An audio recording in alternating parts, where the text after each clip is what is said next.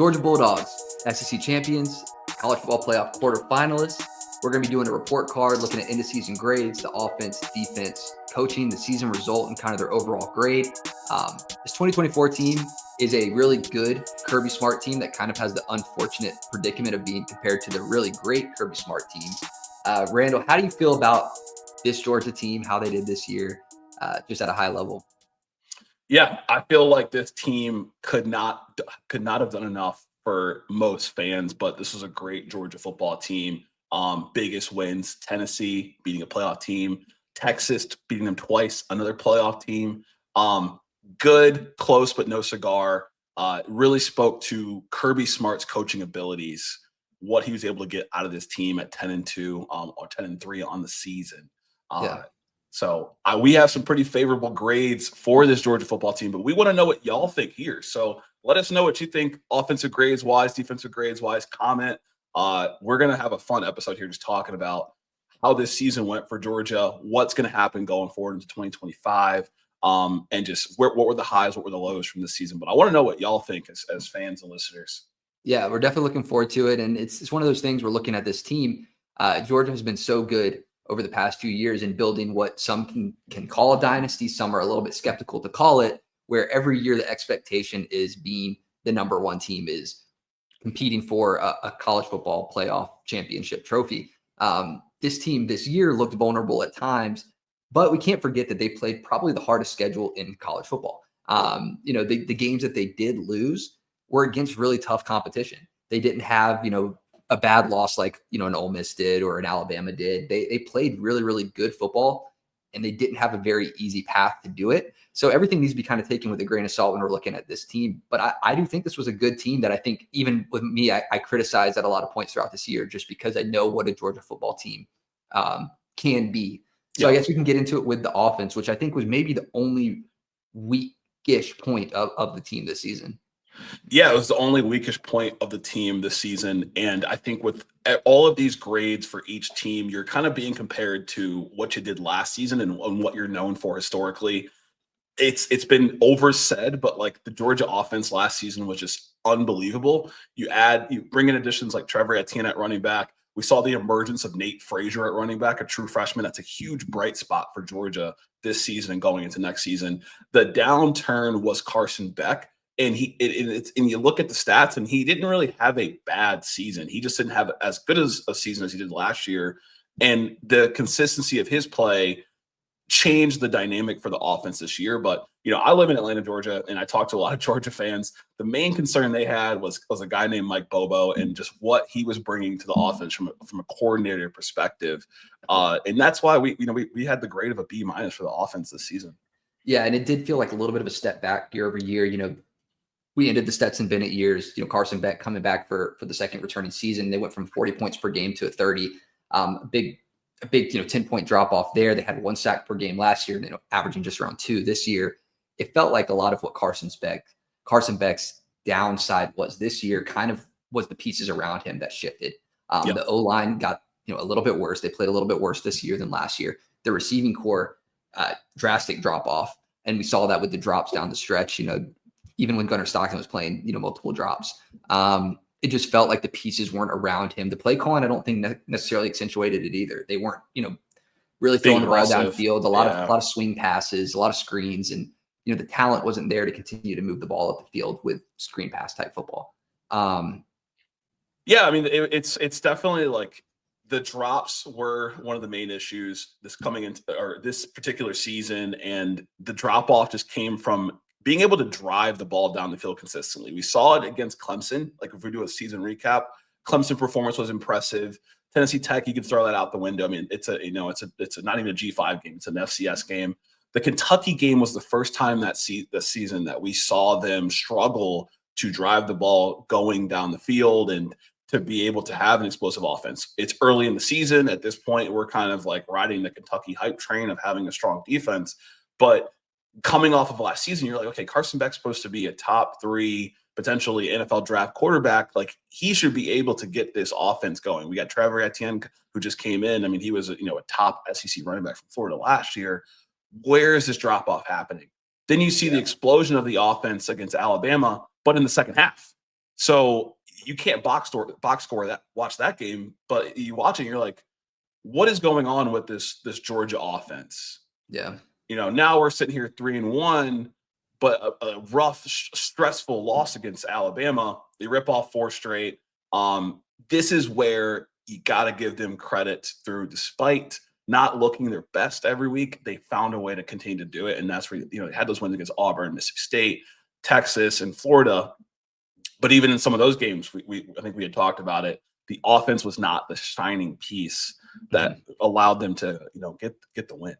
Yeah, it's all about consistency. And it's a team that I think it's a hard thing to do, especially in today's football with turnover of players and having consistency. So I do feel like the defense helped them out in a lot of games, and we'll talk about the defense. But just on both sides of the ball, consistency, I think, was just an issue that we saw it in the Kentucky game. We saw it in the Ole Miss game.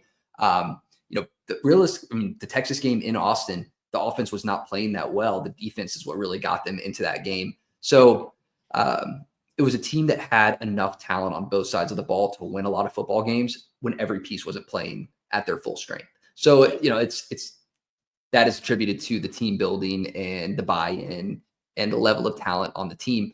But I think that they're going to be in a good spot going forward. Moving on from Beck, in my opinion, I think is a good thing. I don't think he's a bad quarterback. I don't think he's a great quarterback. 12 interceptions on the year, but I think that it could be a good opportunity to continue to evolve the program. So we'll see where this offense goes. Hopefully they can continue to develop the receiver position. We've seen a little bit of movement in the portal with that. They're eating the portal right now. Yeah. They got Zachariah Branch from USC and Noah Thomas from A&M. Like they're having a great portal season, I would say, from the offensive side. But we'll see where it goes next year. Gunnar Stockton looked impressive in some ways in the semifinal, his first ever start or second ever start. A lot to look forward to into next year. And they also have a guy named Ryan Pogulski, their backup quarterback, Avon Old Farms high school guy, 4-star, 5-star recruit, who could be competing for the starting position as well. So there's a lot to look forward to offensively for Georgia this season. Like, again, the inconsistency, you saw Carson Beck play well against Tech. You saw him not do as well against tough defenses, the Texases, right? The Ole Misses.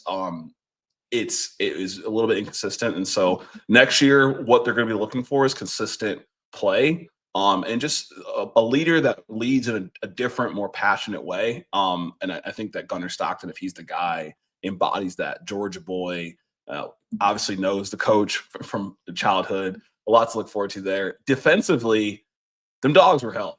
I'm sorry. Yeah. This defense carried a lot throughout the season. What was our overall grade there? Yeah, A- on defense, and I think it comes from consistency. For me, I think it's consistency, where there were a couple games where the offense was going off and the defense didn't necessarily, do their part. I'd say the UMass game was one of those. I think Mississippi State is another one as well, where the defense wasn't keeping up with the offense. Right. I think they were a better unit. They were really, really good on the pass rush, really, really good on that side of the ball in the trenches. The run defense left a little bit to be desired at the Georgia Tech game. Specifically looking at the Alabama game, they were a little bit tough. That area for them was a little bit tough, but overall the defense was really solid. And I think that's just a Kirby Smart program defense. Absolutely. I think the defense was very solid. Guys like KJ Bolden stepped up, true freshman Malachi Starks had a pretty good season. Guys like Dan Jackson, these walk-ons who were balling out. Positives, they were good probably for 80% of the games, and that's enough, right? Dominating in Clemson, dominating in other games. But we saw it down the season. The Georgia Tech game, that was a defensive fallout, like just getting absolutely dominated on the rush, not really doing effectively against Ole Miss, playing effectively against Ole Miss either. But overall, this defense did their job. One of the best defenses in the SEC. I think one of the top defense when it comes to pass defense. I think it was top 2 in the SEC, if I'm not mistaken, or top 3. Good season for them. The next thing we wanted to roll to is coaching. I feel like the coaching grade for Georgia is, again, what is the standard? The standard's not a bowl game. The standard is not even really just making the playoffs. It's like you need to be in Atlanta, and you need to be in Atlanta a couple times. And Kirby Smart got this team to Atlanta for the SEC championship and won it.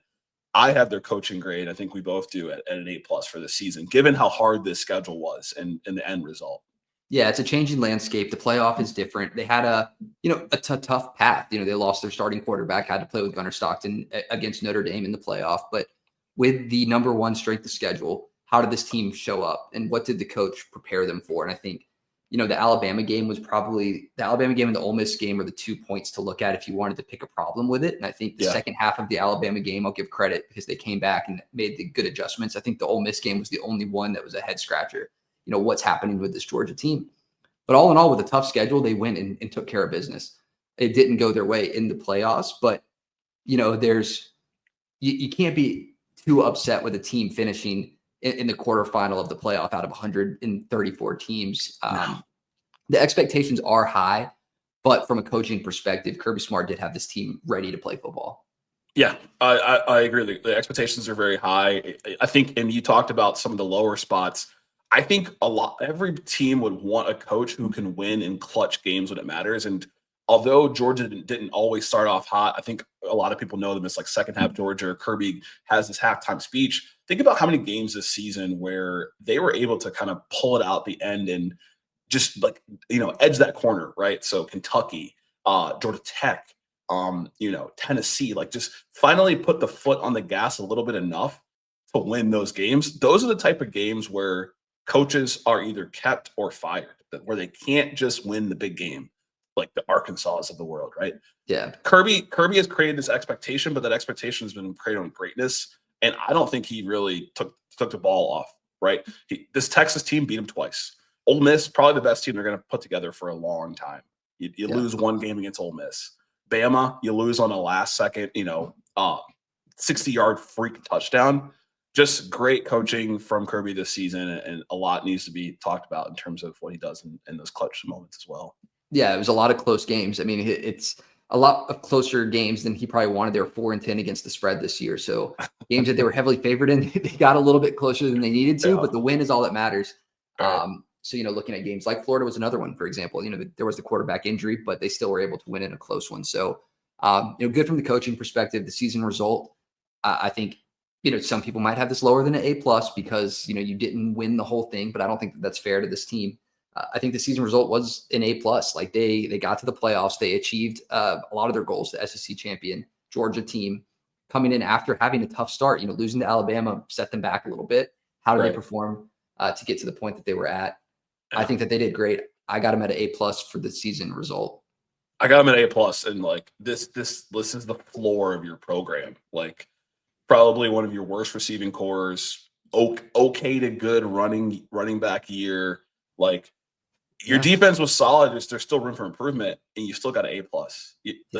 This is the floor of your program. This is pretty good to me. So overall, we have an A for them on the season. An A on the overall. They didn't have an 100-yard rusher in a single game this season except for one. So they're taking like you mentioned a lower unit. Not to hate on those guys, but they're taking these pieces and putting and combining everything, figuring out ways to get wins. I think an A is fair on the season because of the way the consistencies on offense, consistencies on defense. There's a lot of room for improvement on those two sides of the ball. I don't think that they were a perfect team, an A+ perfect team. No. I think A is a fair score. 6-2 in SEC play, 11-3 on the season, SEC champions. Good form. We'll see where they go. We'll see where they go. Kirby comes from the Saban family, where the best guys that he can put out there are guys who sit in his system for a year or 2 or 3 years. I'm excited to see what Nate Frazier could do in his second year, what Gunnar Stockton could do in his third year. A lot of these guys, they need that continuity. I feel like that's where Kirby shines. With his guys. So should be a fun season next season. Good season for the Dogs this season. Let us know what you think. What do you think is the overall grade? What's your grade on Kirby? The defense, the offense. Are you better off without Beck? Should you have kept Beck? Let us know. Thank you for tuning in to our season grades for Georgia.